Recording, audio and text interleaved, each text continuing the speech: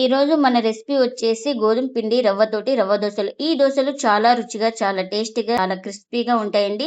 ఈ దోశలు వచ్చేసి ప్రతి ఒక్కరికి నచ్చుతాయి. అంత టేస్టీగా అయితే ఉంటాయి. ఇంకెందుకు ఫ్రెండ్స్ ఆలస్యం, ఎలా చేయాలో ఏంటో అనేది వీడియోలోకి అయితే వెళ్ళిపోయి చూద్దామా మరి. ఇంకా ముందుగా ఒక మిక్సింగ్ బౌల్ అయితే తీసుకొని అందులోకి 1/2 కప్పు గోధుమ పిండిని అయితే వేసుకోవాలి. ఇంకా ఇప్పుడు ఇందులోకి రుచికి తగినంత సాల్ట్ని కూడా వేసుకోవాలి.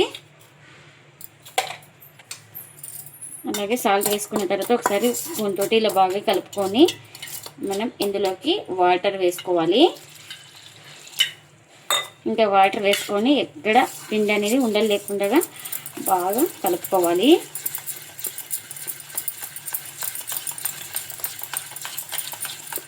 ఇలా ఉండలు లేకుండా మొత్తం బాగా ఇలా కలుపుకున్న తర్వాత ఇప్పుడు ఇందులోకి 1/2 కప్పు బొంబాయి రవ్వ అయితే వేసుకోవాలి. 1/2 కప్పు గోధుమ పిండి అయితే 1/2 కప్పు బొంబాయి రవ్వ అయితే వేసుకొని ఇలా బాగా కలుపుకోవాలి.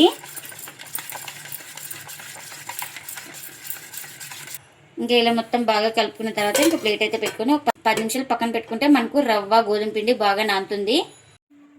ఇంకా ముందుగా స్టవ్ అయితే ఆన్ చేసుకొని కడాయి అయితే పెట్టుకున్నాను.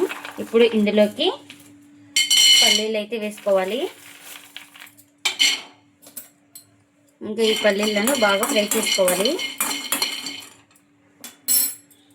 కాస్త పల్లీలు వేగిన తర్వాత ఇప్పుడు ఇందులోకి ఇలా కరివేపాకు కట్ చేసుకొని వేసుకోవాలి. కరివేపాకు వేయడం వల్ల చాలా టేస్ట్ అయితే ఉంటుంది చట్నీ అయితే. ఇంకా దీంతో పాటు కరివేపాకును కూడా బాగా ఫ్రై చేసుకోవాలి. అంటే చూడండి పల్లీలు కరివేపాకు బాగా ఫ్రై అయిపోయినాయి కదా. ఇంకా స్టవ్ అయితే ఆఫ్ చేసుకొని చల్లారిన తర్వాత అయితే గ్రైండ్ చేసుకోవాలి. ఇంకా అదే కడాయిలో ఒక స్పూన్ ఆయిల్ అయితే వేసుకున్నాను. ఆయిల్ కూడా హీట్ అయింది. ఇప్పుడు ఇందులోకి కాస్త జీలకర్ర అయితే వేసుకోవాలి. ఇంకా ఇలా జీలకర్ర వేగిన తర్వాత ఇప్పుడు ఇందులోకి చిన్నగా కట్ చేసుకున్న ఉల్లిపాయ ముక్కలు ఇలా వేసుకోవాలి.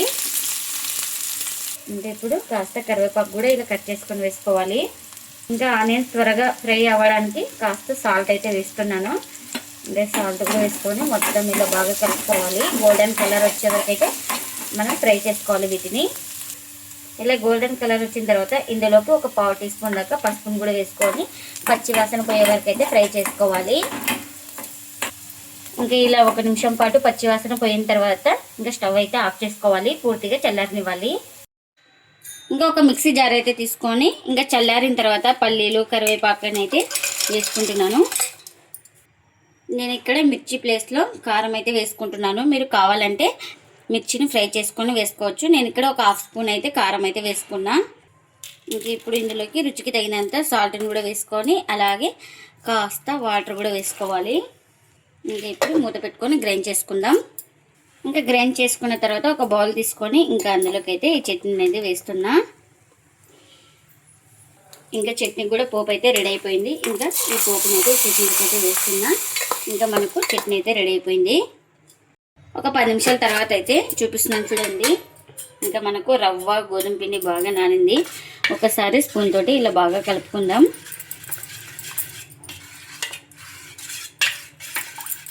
ఇంక ఇలా మొత్తం బాగా కలుపుకొని ఇంకా ముందుగా మనం పోపు అయితే వేసుకున్నాం కదా.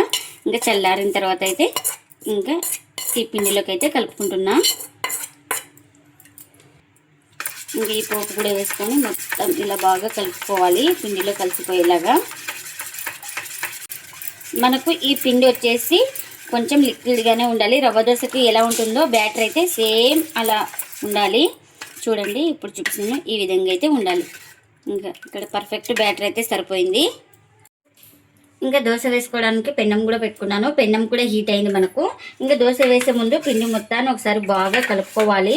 మీకు వాటర్ ఏమైనా తక్కువ అనిపిస్తే వాటర్ వేసుకోండి. ఇంక ఇప్పుడు ఇలా బాగా మొత్తం కలుపుకొని ఇంకా ఇప్పుడు స్పూన్ తోటి ఇలా వేసుకోవాలి. మనం రవ్వ దోశ ఎలా వేసుకుంటామో సేమ్ అలానే వేసుకోవాలి. ఎక్కడ గ్యాప్స్ లేకుండా మొత్తం ఫిల్ చేసుకోవాలి దోశ అనేది.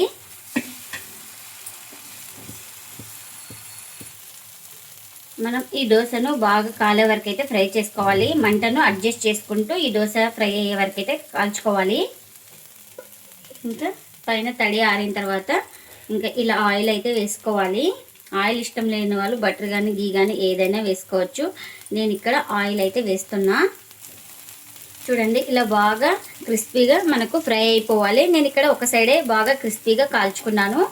మీరు కావాలంటే రెండు వైపులో కూడా దోశనైతే కాల్చుకోవచ్చు. ఇంకా మనకు ఈ దోశ అయితే రెడీ అయిపోయింది.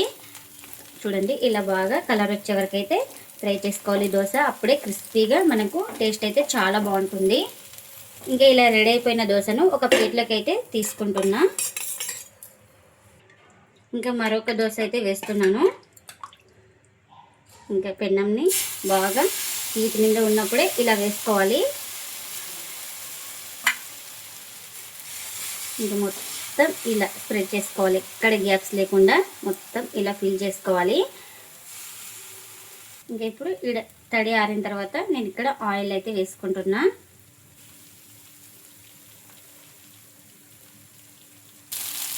ఇంకా చూడండి, ఇది కూడా రెడీ అయిపోయింది కదా దోశ. బాగా ఇలా క్రిస్పీగా వచ్చే వరకు అయితే ఫ్రై చేసుకుంటే దోశ అనేది చాలా టేస్టీగా అయితే ఉంటుంది. మనకు ఇది కూడా రెడీ అయిపోయింది. ఇంకా అన్ని ఎన్ని అయితే అన్ని ఇలానే చేసుకోవాలి. గోధుమ పిండితో ఎంతో టేస్టీగా ఉండే రవ్వ దోశలు అయితే రెడీ అయిపోయినాయండి. ఇంకా ప్లేట్లకు అయితే సర్వ్ చేసిన ఈ దోశలు నార్మల్ దోశల కన్నా ఈ దోశలు చాలా రుచిగా, చాలా టేస్టీగా, క్రిస్పీగా ఉంటాయండి. వీటిని వచ్చేసి ఎవరైనా ఇష్టంగా తింటారు, అంత టేస్టీగా అయితే ఉంటాయి దోశలు అయితే. ఇంకా ఇందులోకి చట్నీ కూడా చేసుకున్నాం కదా, చట్నీని కూడా సర్వ్ చేస్తున్నా. చూడండి, నోట్లో పెట్టుకోగానే వెన్నలాగా కరిగిపోతాయండి, అంత టేస్టీగా అయితే ఉంటాయి. మీరు కూడా తప్పకుండా ఒకసారి ఇలా ట్రై చేసి మీకు ఎలా వచ్చిందో కామెంట్ అయితే చేయండి ఫ్రెండ్స్. ఇదండి ఇవాళ వీడియో. ఈ వీడియో కనుక నచ్చితే ప్లీజ్ లైక్ చేయండి, షేర్ చేయండి, కామెంట్ చేయండి. అలాగే లైక్ చేసి సపోర్ట్ చేయండి friends. Thanks for watching. Bye bye.